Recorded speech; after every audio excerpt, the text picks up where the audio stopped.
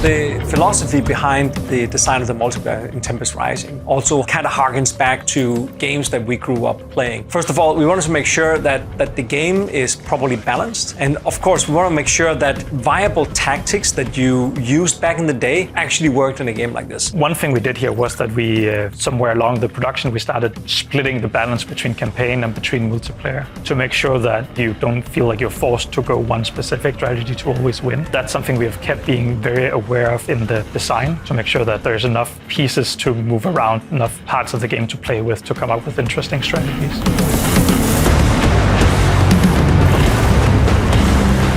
I think it started from wanting to respect the player's time. What we wanted was to kind of get right to the point. Get out there, you're harvesting resources, you're building tanks, you're building guys, and you're getting to the fun stuff, which is fighting, which is jockeying for position on the map, smashing armies into each other. In a lot of games, in a lot of RTS, there's a tension there between the various things you want to do. So a lot of the game was managing tensions between, well, we need this to be quick, but not too quick because that could cause problems. And a lot of design decisions are kind of managing these tensions. There is no magic formula to balancing the multiplayer at all. Even today, we're still balancing the game. We've been balancing it for a long time. We probably will be balancing for a long time in the future. But our closed beta groups and our open betas have been such a huge help trying to make this feel like the classic RTS formula, but in a new and expanded way. Especially UI-wise, for example, we have the Dynasty faction that has its own unique build system. Taking that and bringing it into the engine is one thing. Making it user-friendly and on par with the GDF, that can't be done without putting it in front of people and then seeing how they react. How we balance the factions are generally through a lot of playtesting. As many other professionals in many other areas, over time you just get blind to things you're doing, so we need input. GDF was considered underpowered for a bit. We expected that was because people weren't playing them to their utmost abilities. Oftentimes what happens is people will discover something about the GDF and they'll be like, "What? How do I beat this? What's going on?" And that's what we want. We want people to be surprised.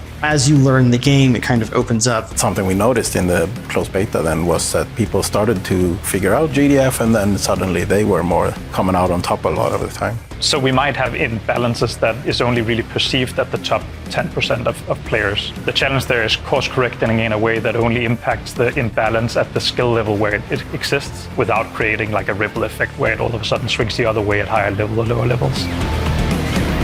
It would be a great loss to GDF if you were unable to keep them alive. Community feedback for designing multiplayer is the most valuable thing. I would say it's impossible to make a great multiplayer game of this scale and scope without player feedback. We have done all the testing we could. We have played against each other in the office. We've played against the QA department. But the true test there was getting it in the hands of the community and seeing players of also a lot of different skill levels interact with the game. Like, for example, some of the first feedback we got from the first demo was unit responsiveness. So that was some of the first things we improved right after that. Like, we wanted something that felt snappy enough that you could play around with it, but also had a weight to it, so it didn't feel like you were moving around like plastic tanks, that it actually felt like a tank had weight to it. Then later on, once we went through the closed beta, some of the feedback we got was air units. So that was also one of the things that we definitely increased dramatically responsiveness to those. And being able to course correct based on that and polish based on that it's been absolutely essential to the process. We have a lot of really passionate players. It's actually great. There's been a bunch of players who come in and they say, "What is this? I don't like this. This is ridiculous." And then they stick around and we've actually turned them around and made them kind of evangelists for the game, which feels really good. Still with us, I see. How did he win you over? If there was a specific moment when playing on the game that I felt changed everything, it was when we started getting in some of the nice-to-haves for the UI, like status effect updates. Why is this guy suddenly walking so slowly, for instance? And that made you a lot more aware of what is going on in the game. The biggest design channels that I've encountered on the project, and I think I speak for more than myself on this one, it has definitely been around the UI. Whenever there's something new and cool we want to do with the game, the question always comes up, okay, but how do we communicate it to the player? So it's a gift that keeps on giving. Every time something new and cool, it's like, oh, we can just do this. It's like, yeah, but where should the icon go? What button do we use for it? How do we make sure that it doesn't take the focus away from something else that's really important? So I think, yeah, that is definitely That's definitely a huge challenge. There was actually one point with the Tempest Dynasty where we were considering having actual power cords that connected your power plants to your buildings. And we spent some time trying to mock up how that would work. And we ended up dropping it because it got too complex. And every single time you implement a new feature that's cool on paper and it's kind of fun to play, it can really throw a wrench into the rest of the game in a bad way. Because all of a sudden you make the game overly complex. Or by introducing this one new feature, all the other features of the game would have to be rebalanced, and then you're changing the entire game just to make this one thing fun, and everything else becomes less fun. We have experienced a lot of mechanics that to us feels very intuitive because we made them up, and we have had like years to get familiar with them. And then the moment you put it in front of a new player who's never seen the game before, none of it makes sense, and it's hard for them to understand.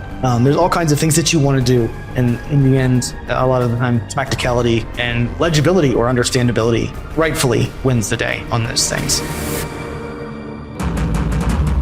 Our approach to mission design in Tempest Rising was pretty fun, actually. In the beginning, when we sat down with the game design, we wrote this document that included every single mission type that we could find in any single RTS game. And based on that, we then wrote a list of everything that we thought made us feel really good in RTS games. And then that list and the list of mission types, we cross-referenced them, and then, okay, now we have this bucket of mission types and objective types that they want in the game. Based on those, we gave the mission designers free hand to say, okay, we need this many missions. This is the main storyline of the game. Let's go. There were levels where we needed to lean deeper into making it possible for the player to pick any route, because otherwise the player feels forced into a certain play style, and we never want to do that. Because, okay, I'm in love with my porcupines now, I want to blow up everything with just them, and then suddenly there is a mission where they just don't work. Many people get stressed about that. Yeah, sometimes we actually reward the players to explore a bit more, because the players that just want to build like a big army and just go through the main gate, they usually don't explore as much. They don't need that stuff. But the players that like to go in with a smaller group of like specialized units, they get rewarded for exploring the level. So they kind of make up for the lack of amount of units.